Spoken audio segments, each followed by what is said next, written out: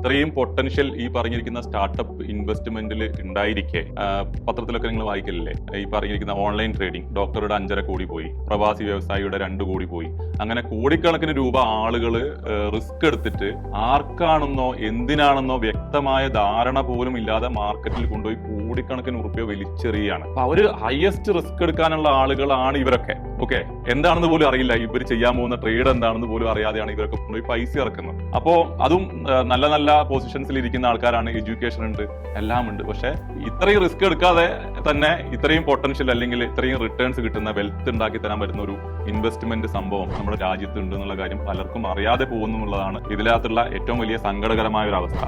ഒരു പക്ഷേ അറിഞ്ഞിട്ടുണ്ടായിരുന്നെങ്കിൽ ആളുകൾ ഇതിലേക്ക് വീണ്ടും വീണ്ടും ഈ സ്റ്റാർട്ടപ്പ് ഇൻവെസ്റ്റ്മെന്റിലേക്ക് വന്നേനെ.